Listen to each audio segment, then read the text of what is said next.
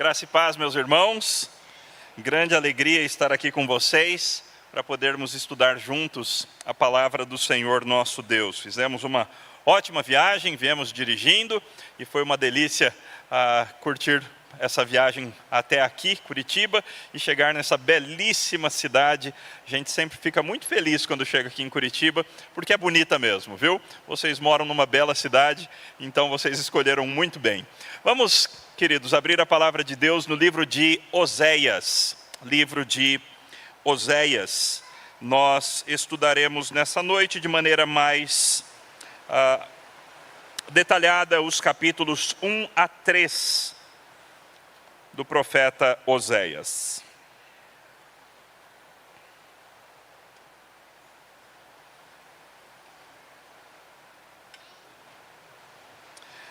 Por ora, nós leremos capítulo 1, versículo 1, até o capítulo 2, versículo 13, e a palavra do Senhor nos diz assim. Palavra do Senhor, que foi dirigida a Oséias, filho de Beere, nos dias de Uzias, Jotão, Acás e Ezequias, reis de Judá, e nos dias de Jeroboão, filho de Joás, rei de Israel. Quando pela primeira vez o Senhor falou por meio de Oséias, o Senhor lhe disse: vá e case com uma prostituta, e tenha com ela filhos de uma prostituta, porque a terra se prostituiu desviando-se do Senhor. Então Oséias foi e casou com Gomer, filha de Diblaim, que ficou grávida e lhe deu um filho. O Senhor disse a Oséias: ponha nele o nome de Jezreel, porque daqui a pouco castigarei a casa de Jeú por causa do sangue derramado em Jezreel. Vou acabar com o reino da casa de Israel. Naquele dia quebrarei o arco de Israel no vale de Jezreel. Gomer ficou grávida outra vez e deu à luz uma filha. Então o Senhor disse a Oséias: ponha nela o nome de Lo-ruamá, porque não voltarei a ter compaixão da casa de Israel para lhe perdoar. Porém, da casa de Judá eu terei compaixão e os salvarei pelo Senhor seu Deus. Porque não os salvarei pelo arco, nem pela espada, nem pela guerra, nem pelos cavalos, nem pelos cavaleiros. Depois de ter desmamado Lo-ruamá, Gomer ficou grávida mais uma vez e deu à luz um filho. E o Senhor disse: ponha nele o nome de Lo-ammi, porque vocês não são o meu povo, nem eu serei o seu Deus. Todavia o número dos filhos de Israel será como a areia do mar, que não se pode medir nem contar. E acontecerá que no lugar em que lhes foi dito: vocês não são o meu povo, ali mesmo se dirá a eles: vocês são filhos do Deus vivo. Os filhos de Judá e os filhos de Israel serão reunidos e constituirão sobre si uma só cabeça. Eles se levantarão da terra, porque grande será o dia de Jezreel. Chamem seus irmãos de Ami e suas irmãs de Ruamá.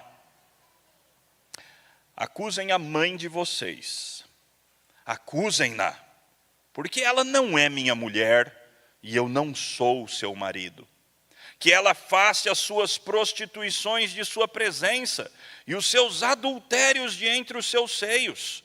Do contrário, eu a deixarei sem roupa e nua como no dia em que nasceu. Eu a tornarei semelhante a um deserto, a uma terra seca, e deixarei que morra de sede. E não terei compaixão dos seus filhos, porque são filhos de uma prostituta. Pois a mãe deles se prostituiu, aquela que os concebeu agiu de forma vergonhosa, porque disse: irei atrás dos meus amantes que me dão o meu pão e a minha água, a minha lã e o meu linho, o meu azeite e as minhas bebidas. Portanto, eis que cercarei o seu caminho com espinhos e levantarei um muro contra ela, para que ela não ache as suas veredas. Ela correrá atrás dos seus amantes, mas não os alcançará. Irá procurá-los, mas não os encontrará. Então dirá: vou voltar para o meu primeiro marido, porque a minha vida era melhor naquele tempo do que agora. Ela não reconheceu que fui eu quem lhe dei o trigo, o vinho e o azeite. Fui eu quem lhe multipliquei a prata e o ouro que eles usaram para Baal. Portanto, farei com que no devido tempo ela devolva o meu trigo e o meu vinho. Tirarei dela a minha lã e o meu linho que deviam cobrir a sua nudez. Agora descobrirei as suas vergonhas aos olhos dos seus amantes, e ninguém a livrará da minha mão. Farei cessar toda a sua alegria, as suas festas, as festas de lua nova, os seus sábados e todas as suas solenidades. Devastarei as suas videiras e as suas figueiras, das quais ela diz: este é o pagamento que recebi dos meus amantes. Farei com que virem mato, e os animais selvagens a devorarão. Eu a castigarei pelos dias dos Baalins, nos quais lhes queimou incenso e se enfeitou com os seus pendentes e com as suas joias, e andou atrás dos seus amantes. Mas de mim se esqueceu, diz o Senhor. Esta é, meus irmãos, a palavra do Senhor, o nosso Deus. E é uma palavra estranha, não é verdade? É estranho nós abrirmos a Bíblia e nós lermos o tipo de coisa que nós lemos em Oséias.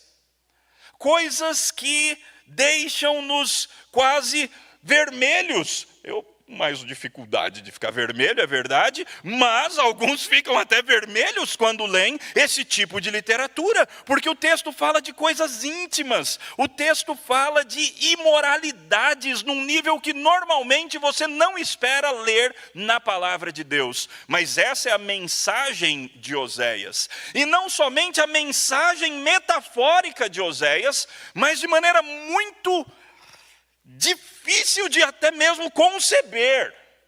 O profeta vive essa mensagem. O profeta é conclamado pelo Senhor para de fato casar-se com uma mulher, daquelas que eram chamadas de mulher da vida em tempos atrás. O profeta é chamado para casar com uma prostituta. Por que Deus fez isso?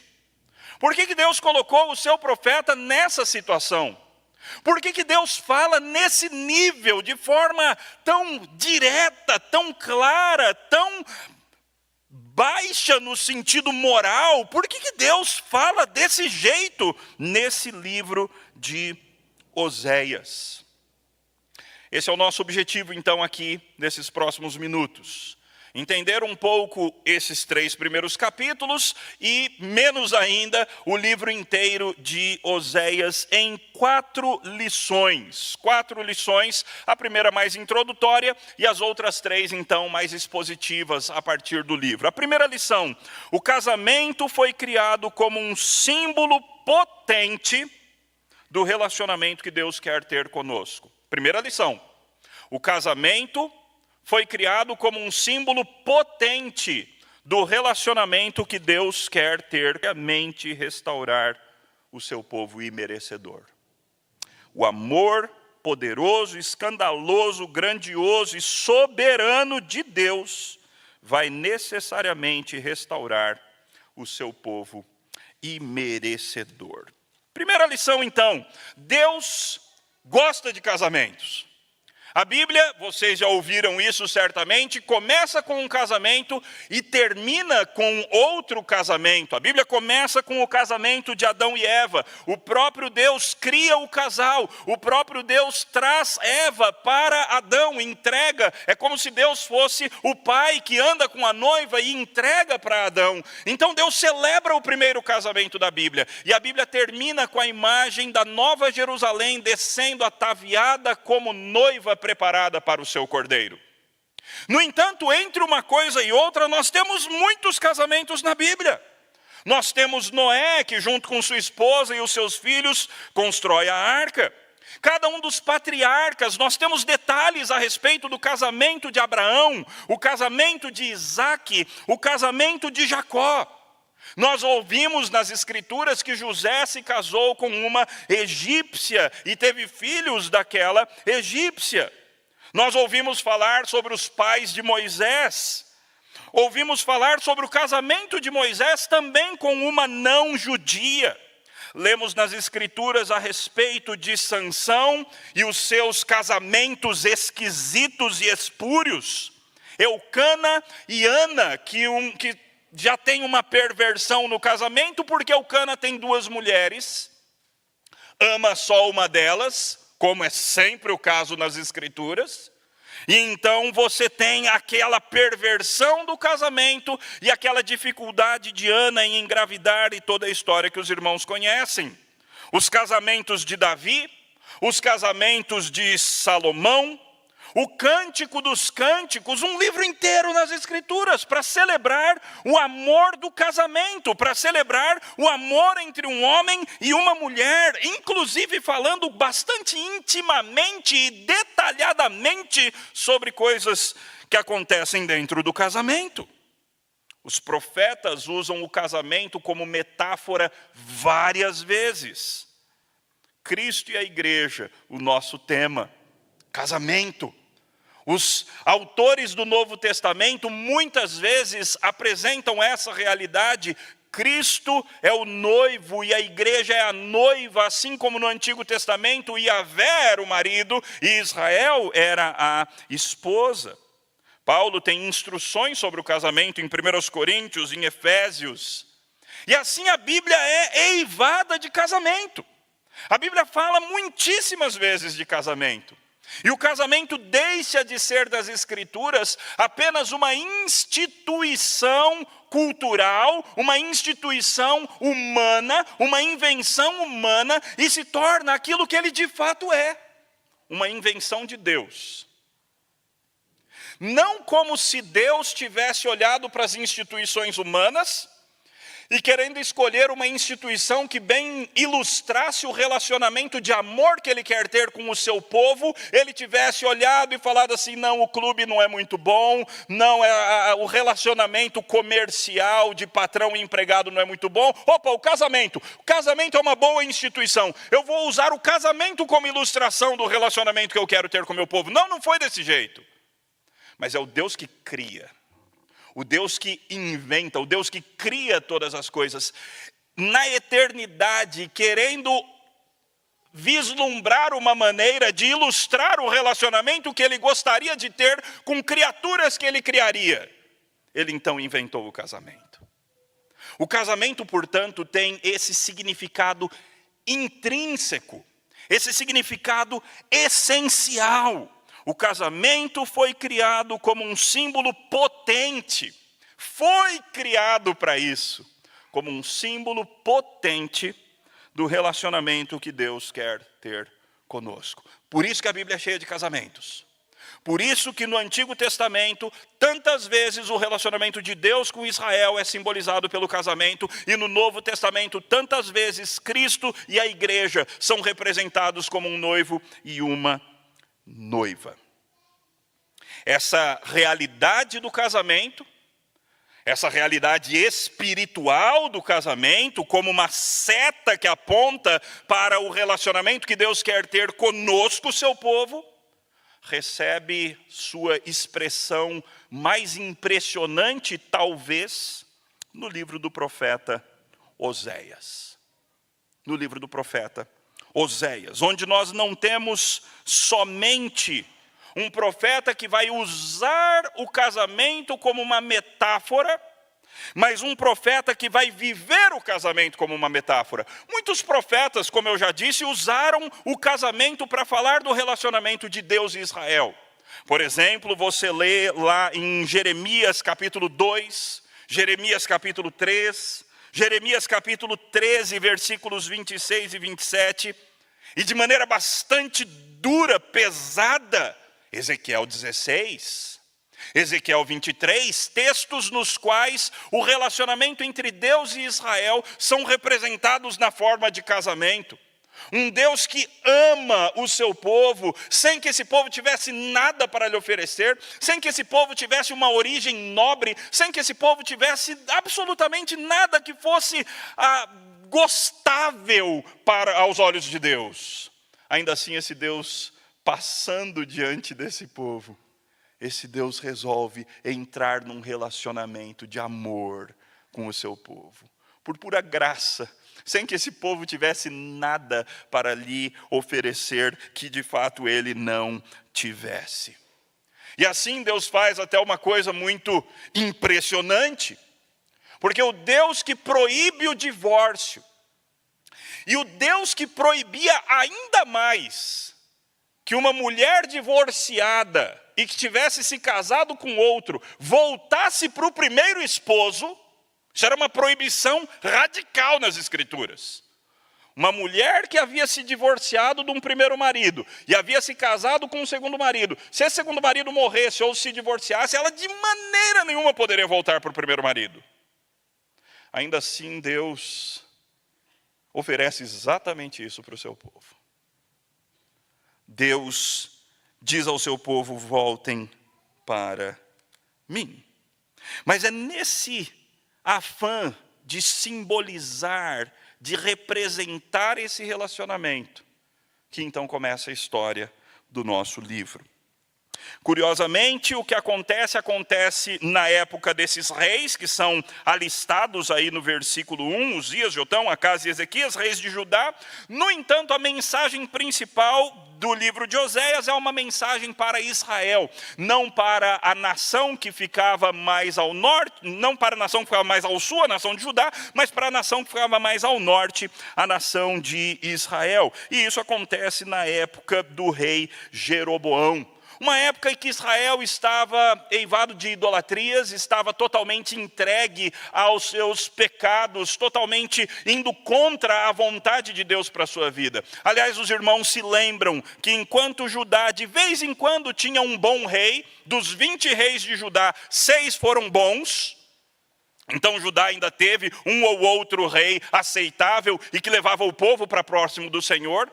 Mas dos 20 reis de Israel, todos eles foram desprezíveis, todos eles foram ruins, todos eles levaram o povo para cada vez mais longe do Senhor. E essa é a realidade do nosso texto.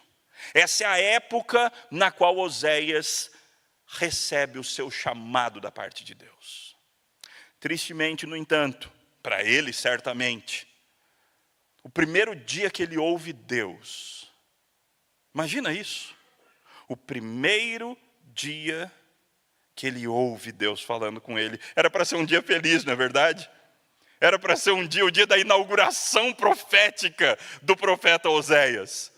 O dia no qual ele está sendo ordenado, entre aspas, por assim dizer, profeta do Senhor, um líder de Israel, alguém que vai ser um porta-voz da palavra de Deus. E nesse dia, ele ouve o que, imagino eu, ele nunca imaginaria ouvir. Vá e case com uma prostituta. Talvez Oséias tenha até ficado...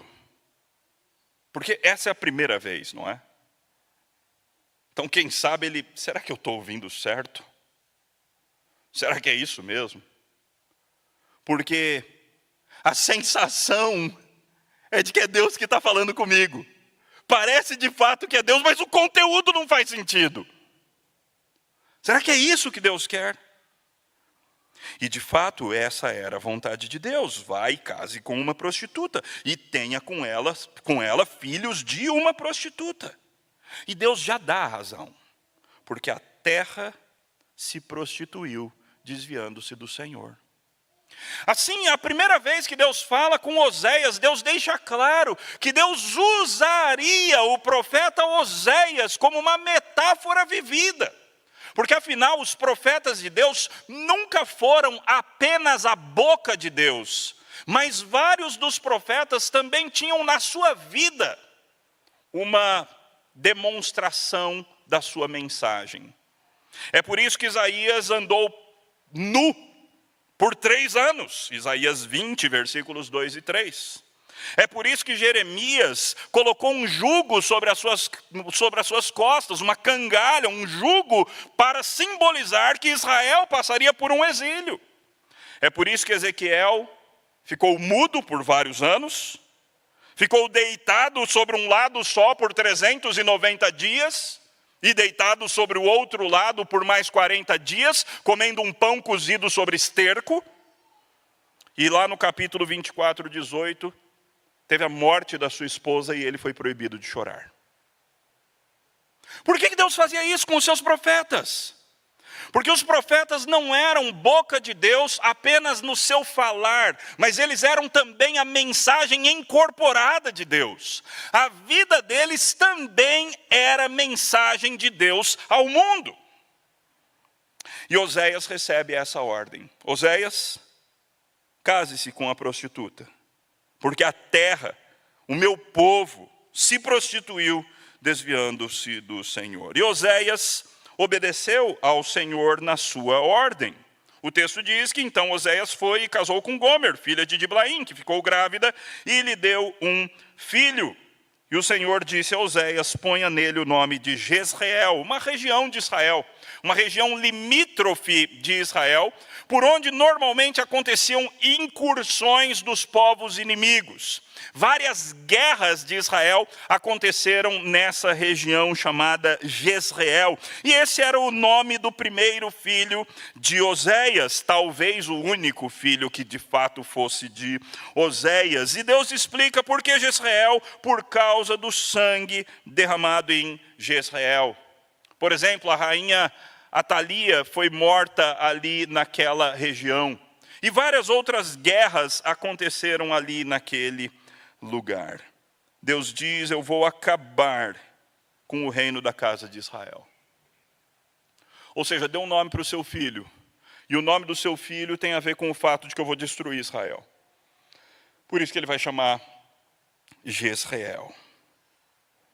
Então o texto diz no versículo 6 que Gomer ficou grávida outra vez. Perceba que o jeito que o texto fala do primeiro filho é diferente do jeito que o texto fala do segundo filho. O primeiro filho é relacionado com Oséias. Gomer lhe deu um filho.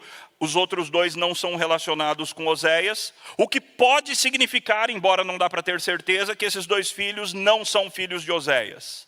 E que a esposa de Oséias já havia começado a sua vida de adultério, mesmo enquanto ela ainda está dentro da casa de Oséias. E agora a menina que nasce, a filha de Gomer, então o Senhor diz a Oséias: ponha nela o nome de Lo-Ruamá, porque não voltarei a ter compaixão da casa de Israel.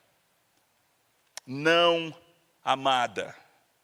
Não amada é o nome dessa filha. Que nome difícil para dar para uma filha, não é verdade? Imagina aquele bebezinho tão lindo que nasce. E você dá o nome de não amada. Porque a vida de Oséias era mensagem para o povo todo. Deus continua a explicação e no versículo 7 diz: porém da casa de Judá eu terei compaixão e eu o salvarei pelo Senhor seu Deus. Porque não o salvarei pelo arco, nem pela espada, nem pela guerra, nem pelos cavalos, nem pelos cavaleiros. Ou seja, Judá eu até vou salvar, mas Israel já era. Israel agora para mim é Lo-Ruamá. Eu não amo mais Israel. E a tua filha é um símbolo do meu não amor pelo reino do norte. Depois de ter desmamado Lo-Ruamá, versículo 8, Gomer ficou grávida mais uma vez e deu à luz um filho. De novo, não é relacionado esse filho com Oséias. E o Senhor diz: põe o nome nele de Lo-Ami, porque vocês não são meu povo, e nem eu serei o seu Deus. Algo duro. Nomes simbólicos negativos. E esses 3 filhos de Oséias receberam esses nomes. Por que isso? Porque Deus fez com que o seu profeta passasse por esse tipo de situação. Um casamento com uma mulher da vida, com filhos com esses nomes esquisitos e talvez alguns que nem eram filhos dele. E aí então a explicação vem a nós no capítulo 2. Porque é no capítulo 2, a partir do versículo 2, onde Deus começa a mostrar o significado do casamento de Oséias. Onde Deus explicita e detalha o porquê ele fez o seu profeta passar por essas situações. É ali então que fica mais claro para nós esse nosso segundo ponto. Os nossos pecados aos olhos de Deus são como o tipo mais vil de traição. As mentirinhas que a gente chama de mentiras brancas. A inveja que a gente chama de inveja santa. Os pensamentos que nós não contamos para ninguém. Os egoísmos que nós temos até em relação à nossa própria família e às pessoas que nós mais amamos. Nossa preguiça de fazer coisas que seriam boas para outras pessoas. Cada pecado nosso é um ato de rebeldia e de traição vil contra o Senhor nosso Deus. Não existe pecadinho. Existe até gradação de pecado. Os crentes às vezes erram achando que não existe diferença de gravidade de pecado. Existe diferença de gravidade de pecado. No entanto, todo pecado é muito grave. Não existe nenhum pecadinho, só existe pecado e pecado pior ainda, pecado mais asqueroso. E mesmo os menores são como traições vis aos olhos do Senhor. É assim então que o resto do texto começa a explicar. Acusem a mãe de vocês, acusem-na porque ela não é minha mulher. As explicações do texto, a descrição então do que Gomer estava fazendo com Oséias, e mais ainda, o que Israel estava fazendo com o Iavé, com o Deus da aliança, são chamados no texto de prostituições, adultérios. Versículo 5, 2:5, a mãe dele se prostituiu, agiu de forma vergonhosa. Olhe como que é relatado o que ela dizia no versículo 5 ainda, lá no final. Irei atrás dos meus amantes que me dão o meu pão, a minha água, a minha lã, o meu linho, o meu azeite e as minhas bebidas. E aí o versículo 8 mostra o absurdo dessa fala da mulher. Ela não reconheceu que fui eu quem lhe dei o trigo, o vinho e o azeite, fui eu quem multipliquei a prata e o ouro que eles usaram para Baal. Ou seja, Deus está acusando o seu povo duramente, porque além de praticar prostituições, impurezas, imoralidades na sua vida pecaminosa, esse povo ainda estava dizendo que são esses falsos deuses, e essas atitudes pecaminosas é que traziam para eles todas as bênçãos que eles tinham, quando era Deus que trazia as bênçãos. E nós fazemos a mesma coisa quando nós atribuímos à nossa própria força os nossos bens. Quando nós atribuímos ao nosso patrão, à nossa empresa, à nossa inteligência, à nossa família, à nossa herança, aos nossos estudos, ao nosso esforço, tudo que nós temos e nós atribuímos a nós mesmos, nós estamos praticando o mesmo tipo de adultério contra o Senhor. Estamos roubando de Deus a glória que lhe pertence de nos sustentar com o bom e o melhor. Essa mulher, versículo 7, corria atrás dos seus amantes. Essa mulher é o povo de Deus, irmãos. Essa mulher é Israel, que no seu fogo pecaminoso se prostituía com ídolos, enquanto o Senhor estava se oferecendo constantemente para cuidar do seu povo. Versículo 12. Ela dizia, esse foi o pagamento que eu recebi dos meus amantes. Versículo 13 diz que ela praticava idolatria com baalins, ela queimava incenso, ela se enfeitava com os pendentes e as joias desses falsos deuses e andava atrás dos seus amantes. Mas quanto ao Senhor, ela não queria saber. É uma metáfora pesada, porque é o tipo de situação que gera raiva no leitor. Você como leitor, você diz, destrói essa mulher. Essa mulher não merece esse marido. Essa mulher merece ser destruída completamente. Onde já se viu fazer isso? Com esse marido perfeito, esse marido bom, esse marido que nunca fez absolutamente nada de mal. Muito pelo contrário, só lhe fez o bem. Os nossos pecados aos olhos de Deus são como o tipo mais vil de traição.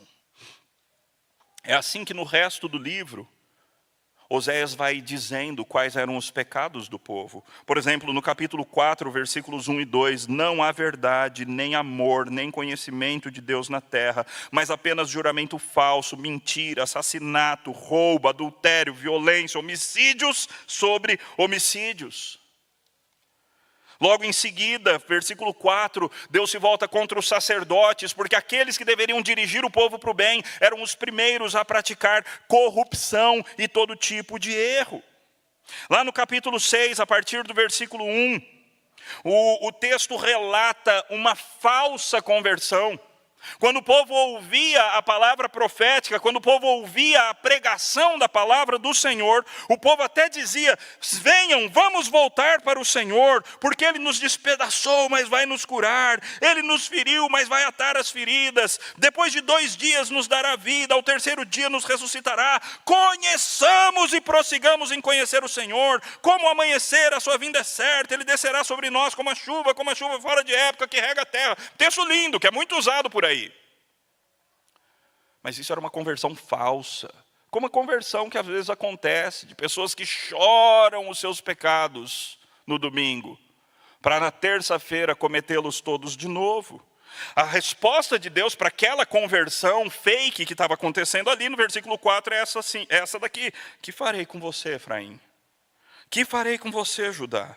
Porque o amor de vocês é como a névoa da manhã e como o orvalho da madrugada, que logo desaparece. Vocês são bons de falar palavras de arrependimento, mas na prática, essas palavras de eu vou voltar para o Senhor, eu vou viver uma vida nova, eu vou abandonar os meus pecados, eu nunca mais vou acessar pornografia, eu nunca mais vou vestir roupas imorais. Na prática, todas essas suas promessas são como o orvalho da manhã. 8 horas já não tem mais orvalho. Já está tudo seco.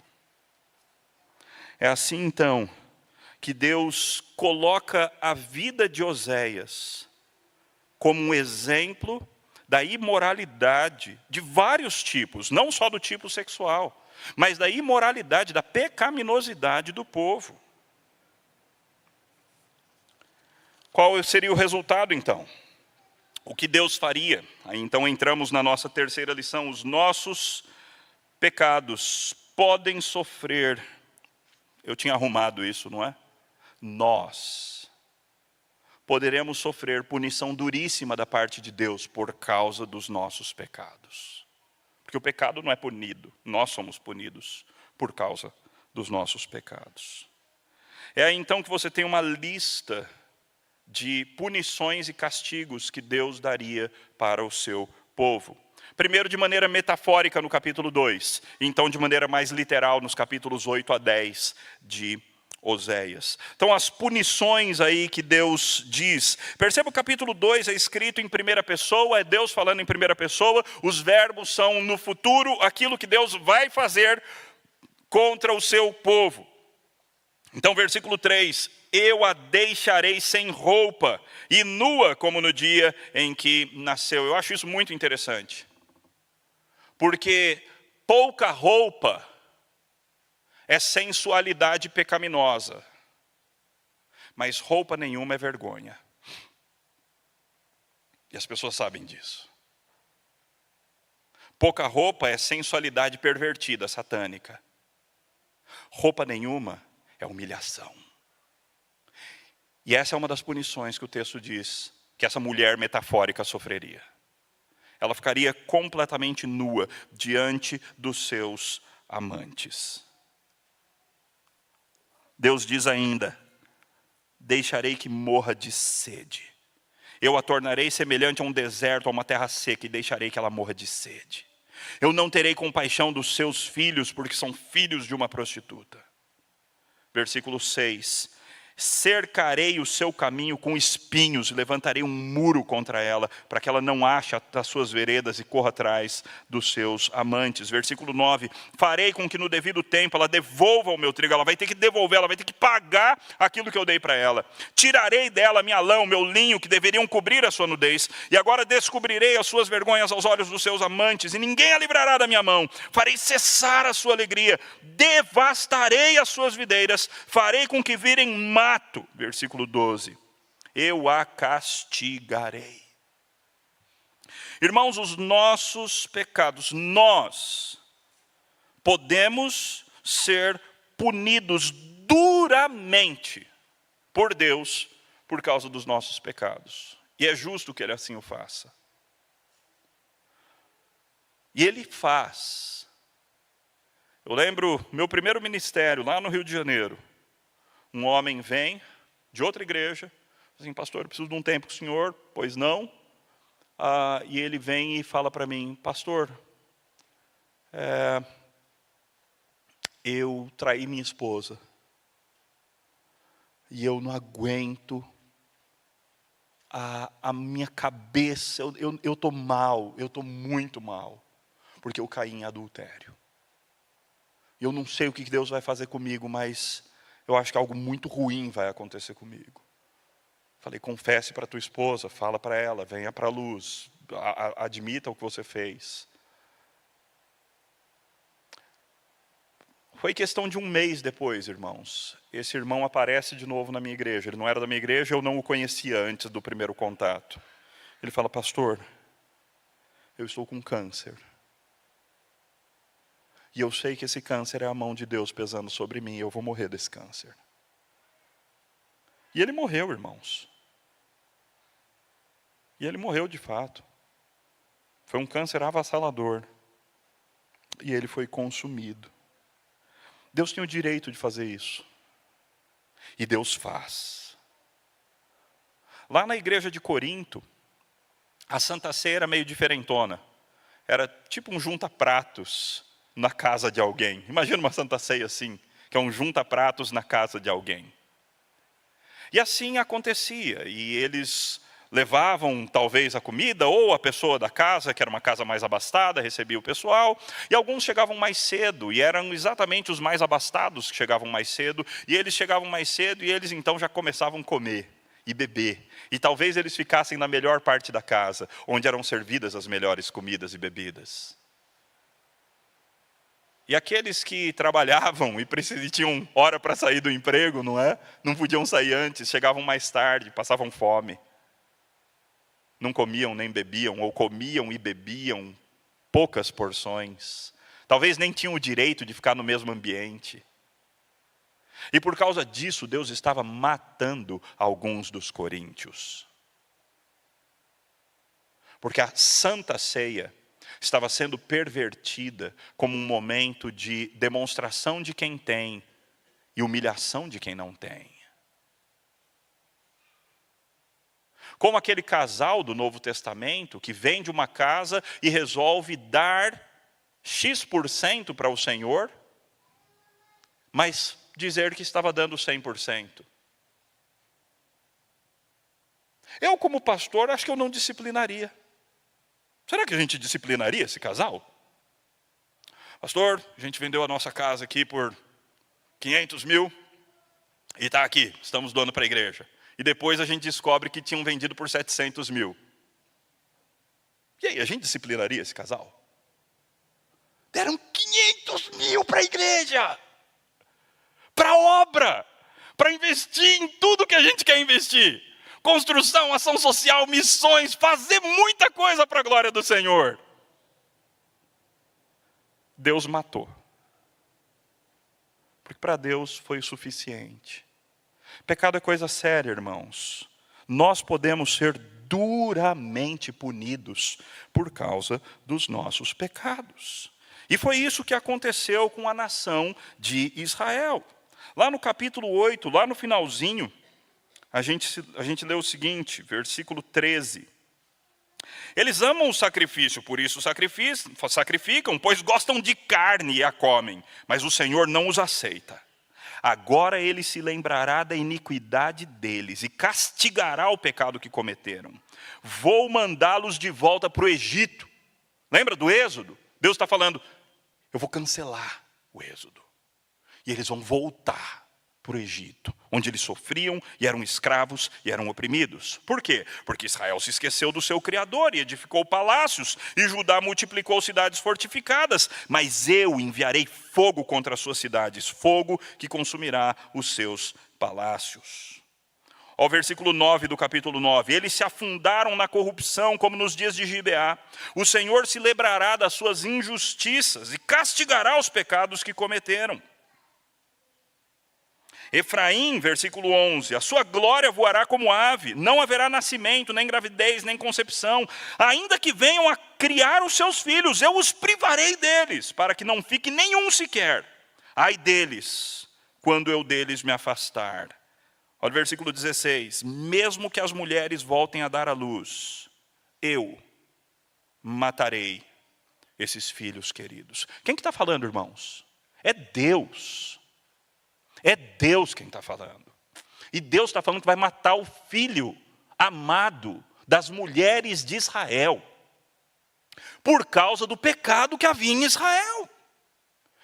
E quando você lê os livros históricos declarando o que aconteceu, quando você lê Reis, quando você lê Crônicas, você vê detalhes absurdos de mães que tiveram que comer os seus próprios filhos por causa da fome que estava dentro de Israel. Você vê que isso não é metáfora, Deus cumpriu literalmente esses castigos terríveis, porque os nossos pecados são graves, irmãos. Nós presbiterianos, às vezes, muito seguros na nossa predestinação, nós estamos achando que a gente pode brincar com Deus e viver uma vida de relaxo. Irmãos, pecados têm consequências. E as consequências podem ser terrivelmente duras da parte do Senhor. Então vem a graça, o amor de Deus, o amor poderoso, escandaloso, gracioso e soberano de Deus, vai necessariamente restaurar o seu povo imerecedor. Mas presta atenção numa coisa muito importante, que muita gente não faz a distinção. O compromisso de Deus é com o povo, não com cada indivíduo do povo. Deus restaurou Israel, eventualmente? Sim. Deus restaurou todas aquelas famílias que tinham sido destruídas por causa do pecado? Não. Teve gente que morreu e continuou morta, não ressuscitou depois. Teve famílias que perderam seus filhos e os filhos continuaram mortos. Então não vale a pena, por causa da graça de Deus, a gente ficar abusando. Porque as consequências do pecado continuam sendo terríveis. Mas Deus tem um compromisso com a graça, sem sombra de dúvida. E esse compromisso aparece tanto no capítulo 1, quando já no versículo 10 o texto diz: todavia o número dos filhos de Israel será como a areia do mar, que não se pode medir, nem contar. Acontecerá que no lugar em que lhe foi dito, vocês não são meu povo, ali será dito, vocês são filhos do Deus vivo. No lugar, os filhos de Judá, os filhos de Israel serão reunidos, constituirão sobre si uma só cabeça, e os irmãos não vão mais se chamar Lo-Ami, não meu povo, e Lo-Ruamá, não amada, mas Ami, meu povo, e Ruamá, amada. Então aqui no capítulo 1, de maneira bem esquisita inclusive, porque não faz muito sentido essa palavra de restauração aqui. Mas aqui Deus já anuncia a sua bondade, que é a bondade que vai se repetir no resto do livro. Então não faz muito sentido para nós, mas faz todo sentido na estrutura total do livro. É, no entanto, no capítulo 2, versículo 14, onde nós vemos a maior declaração desse amor de Deus. Então, depois de toda aquela lista de pecados e de punições, o versículo 14 começa com um portanto. E você espera, depois desse portanto, depois de uma lista de pecados e uma lista de punição, esse portanto você espera, portanto, eu vou acabar com a raça deles. E vou escolher um novo povo para mim. É alguma coisa desse tipo que você espera. Mas aí vem o inimaginável. Porque aí o texto diz, portanto, eis que eu a atrairei, e a levarei para o deserto, e lhe falarei ao coração. E ali eu lhe devolverei as suas vinhas, eu farei do vale de Acor uma porta de esperança. Ali ela me responderá como nos dias da sua mocidade, como nos dias que saiu da terra do Egito. E aí Deus começa a fazer uma declaração de amor e de restauração desse casamento que já tinha morrido faz tempo. Deus diz que iria reconquistar com amor aquela prostituta terrível e vil, que havia sido ainda mais vilificada pela ira do próprio Deus sobre ela. Mas de repente, do nada, o texto vem com uma declaração escandalosa de amor. Versículo 19, farei de você a minha esposa. Em fidelidade você conhecerá o Senhor. E aí Deus fala como ele ia mexer no cosmos, e ele vai restaurar o cosmos, a fim de que esse casamento seja maravilhoso.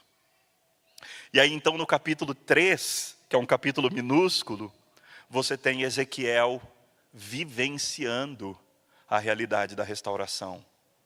Quando então Deus diz, agora vai lá, Ezequiel não, Oséias, vai lá Oséias, compra a tua mulher. A mulher de Oséias havia saído de casa, e ela havia se prostituído tanto que ela havia se tornado uma escrava. Provavelmente uma escrava sexual de alguém. E aí então Deus fala, Oséias, agora você vai lá e compra a tua mulher de novo. E ele compra por 15 peças de prata e mais vários sacos de cevada, 150 quilos de cevada. Um preço bem alto para a situação que a gente está tratando aqui. E aí o profeta disse para sua esposa, comprada nessa situação terrível, você vai ficar comigo por muito tempo. Você não deve se prostituir, nem deve se entregar a outro homem. E eu farei o mesmo em relação a você. Porque os filhos de Israel ficaram por muito tempo sem rei, e aí então o texto aplica.